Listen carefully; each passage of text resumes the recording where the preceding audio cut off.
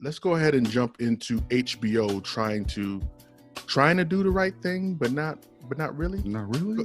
Go ahead, Phil.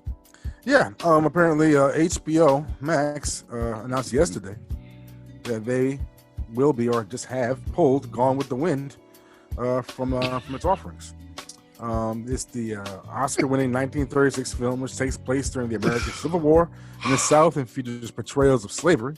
But according to HBO Max, is a product of its time and depicts some of the ethnic and racial prejudices that have unfortunately become commonplace in American society. Their statement went on to say that these racist depictions were wrong then and are wrong today, and we felt that to keep this title up without an explanation and a denouncement of those depictions would be irresponsible. Which really details what's actually happening with the film. The film is actually being taken out temporarily for them to produce the disclaimer that they're going to be using. Yes. That they're going to be using. Actually, I have a feeling this disclaimer is probably going to is going to be popping up through at least, I don't know, 45% of the catalog. You don't have a choice. So however much production they're gonna put, because they better get every word exactly right. They want to get across to us about these films. That's what they're taking it down for. They're taking down temporarily to get this new disclaimer ready, and they're gonna post it back up.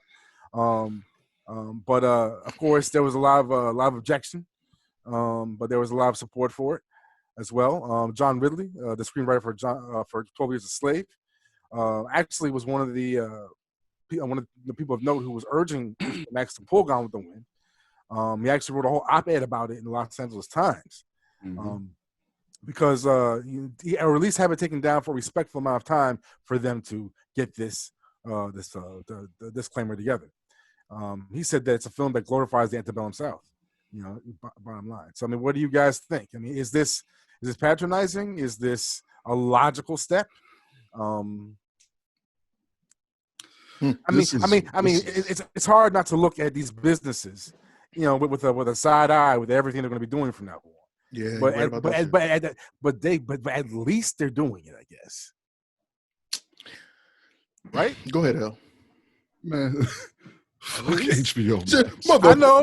HBO, man. No. Listen, honestly, because I see every white-owned and operated company that has any eye on their bottom line is going to put a Black Lives Matter statement out. Yep.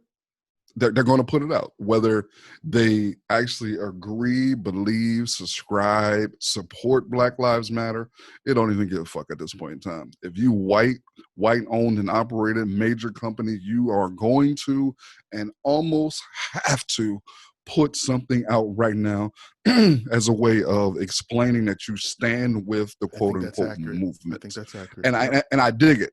And I'm not upset or frustrated. It's standard operating procedure. This is what they do in this moment. Again, for me, real substantial change would be HBO Max cracking open that vault that has nothing but hundreds falling out of it and giving some of that fucking money up to the Black folks who were involved in the making, distribution, all that shit with this film. If you really want to make a change, give folks some money based off of their involvement off of this doggone film. You pulling the film and putting a disclaimer on it does nothing, because all you're going to do is air that racist ass film again with some words on the screen saying, hey, yeah, we really don't mean that it's racist, but it's a work of art. Get the fuck out of here. Yeah. Give some change. Give some money up. Yeah. And I think that's what people are going to be looking for and moving towards. I dig the statements, man, and I'm not mad at these companies for making these statements. I dig it. It's part of the game. It's part of capitalism. Yeah. But I think now they gotta take a step further. They gotta go further. We have to be hungry and demand more. And they have to be bold. They have to be unapologetic. Incredibly bold and radical. I mean, so bold, L, that we can take advantage of the shit, and they can't say shit about it. They can't say nothing about it. We're gonna take full advantage of the shit to the hilt, till it hurts, and they can't say shit about it. You say one word, and your stocks will drop the next morning. Listen, Okay, man, so I mean, I feel everybody you. is I go- feel. I mean, the they statement's have to right, say but they something. got to take it like HBO. They should compensate the the descendants of those creators involved with those films. Because you best believe they weren't paid or paid little to nothing. Not properly. And I mean, I can only imagine who might have been in the screenwriters' room for I free. forget what the young woman's the- what the woman's name is. The one that played Was it Hattie plays the Mae? main. Yeah. I think it's Hattie Mae. Did she win an award, or she was nominated? She for was something, or something nominated like that? And for she an Oscar. after the fact, and she never really got any type She of never compensation got, and recognition. she was the star pretty of the much the star of movie. it. Yeah, pretty much the star of it. And it's unfortunate that she was a star of the movie. I mean, good and bad. Yeah, I know. I think one thing that I'm surprised that neither one of you guys brought up was, okay, they can offer up monies, but I want to see what their hierarchy and their structure looks like. What does it look absolutely. like at HBO? Oh, yeah. What does it look like In at the Warner Bros. boardroom? And AT&T? Yes. Because Yeah. that helps me to understand whether or not these are just simple remarks or if you actually have an effort to make some real systemic change. Yeah. And if you're going to talk the game, you got to live the game, my guy. You know what I mean? So I need to see what that's looking like before I can be like, falling for the okey and, you doke. know, I'm going to say at this stage is that I'm happy, but I'm not content.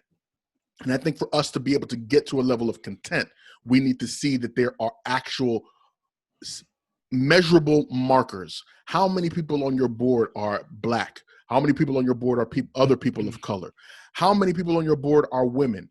How do they have efforts to making decisions that shape your company? Because there are a lot of companies that have folks in a hierarchy, but they're lower down on the totem pole and have no power. Exactly, none. Exactly. So what does that look like? That's what I'm waiting to hear and see from these folks. Otherwise, it's or better yet, how long have you had that rising star sitting in middle management in the mailroom? Oh, and he's about to crack 50. Yes. But I'm tired of seeing these companies, man, donating millions of dollars to these different organizations to fight systemic. I don't even know what the fuck that means. Yeah, like that's a very good question because your boy dropped $100 million, right? Jordan dropped $100 million.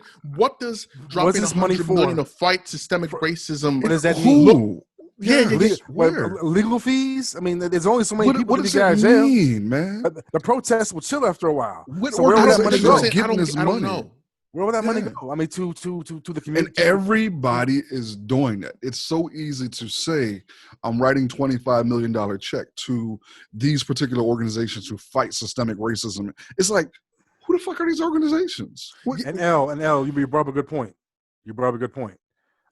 Anyone can say that. Show me receipts, baby. Exactly. Has anyone seen anything but print, but by the press about these actual monies? I want to know who these organizations are. I hate to throw salt in the game. Right.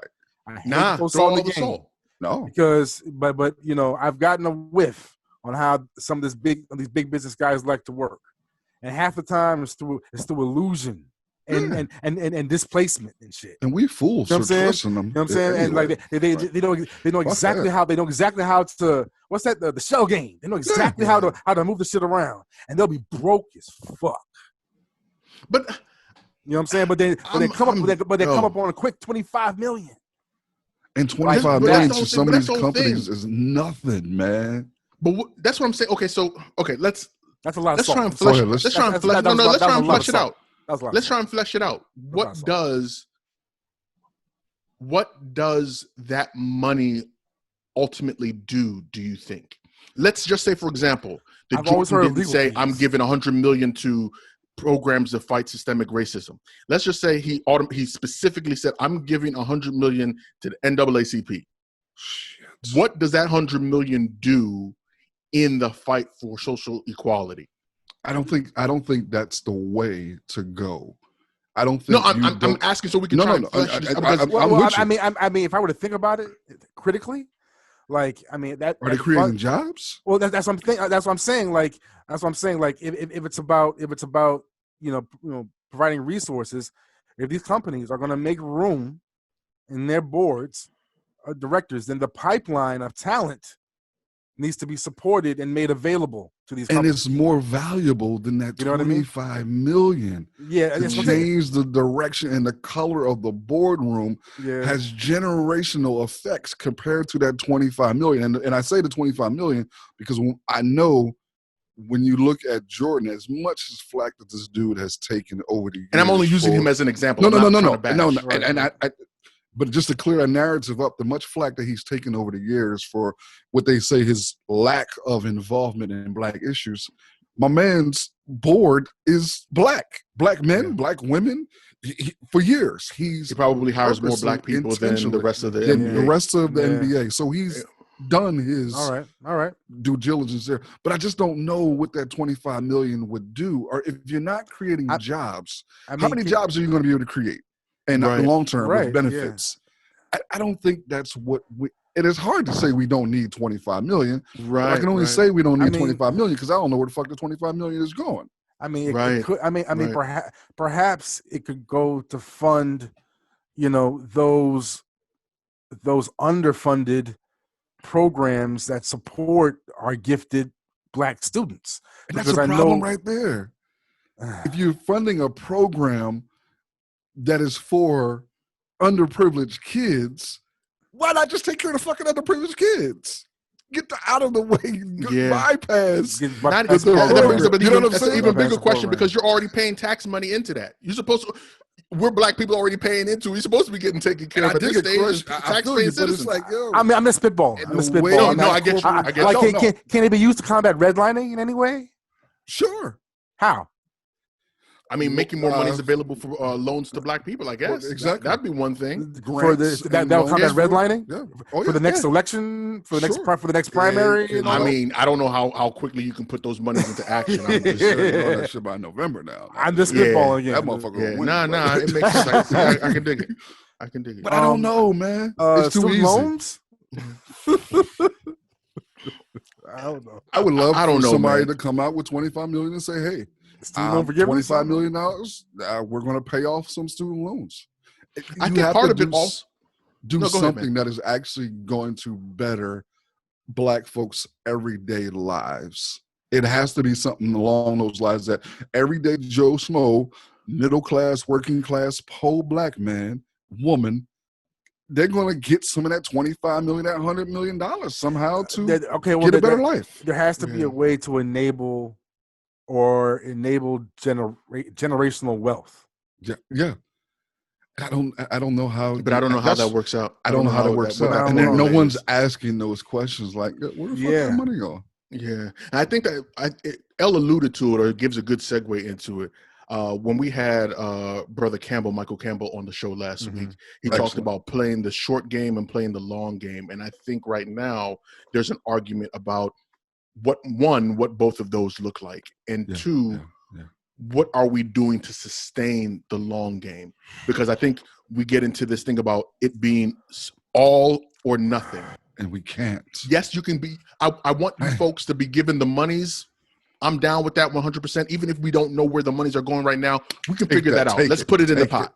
Let's put it in the pot. But I also believe that efforts by everyday white people need to change.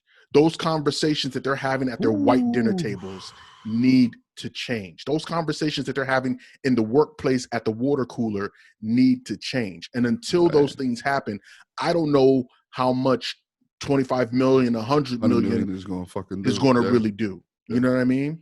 And it's going to be telling, we literally had, what's his name? If he wins in November, all this shit that we went through and go through right now was for nothing, bro. For nothing. I mean, if he wins, bro, what? And November ain't that far away, bro. It's not that, dude.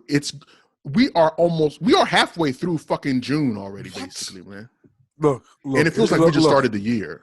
Look, July. Look, July is going to be a funky month.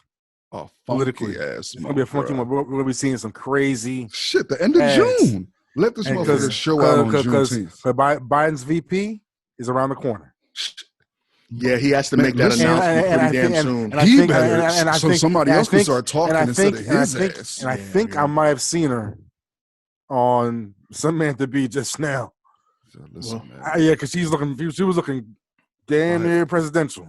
Biden is digging his own. I'm not gonna say her name yet, unless y'all want me to. Say that? Well, I say that because of the USA Today op-ed that he wrote in regards to wanting to donate $300 million to give more officers more money. Give more officers more money and more training and more all those. Like, yo, read the room, family. Read the room. We don't want them motherfuckers to have more money. Yeah. People arguing about defunding the police, and you talking about giving them more money. Wait, I just found out how much money those guys tend to get. Bro. $6 billion. Listen, man. $6 billion. New York City. New York City has a budget about $6 billion. And they still killed almost 1,100 people last year. Yes. And y'all still get $6 billion. And then your future possible president of the United States, Joe Biden, says, "Hey, let's give these motherfuckers more money." They get more money than all of the social services combined. Let Trump all come of out them on Juneteenth and says, "We want to defund mental health." Defund. I think that's part of the problem. That's another thing. This segment's pretty much run its course, but I do want to make sure that we eventually have this conversation, that the messaging behind this movement, whether you're talking about dismantling, defunding, however you want to, whatever narrative you're coming at, that message needs to be extremely clear. Crystal. We've seen what happens when we allow people to misconstrue or to co-opt our messaging. And I think with this whole defunding thing, you can see the groundwork. Trump's best weapon. Oh yeah, bro. That's Trump's best weapon. Mangling the truth, mangling reality. He mangles it.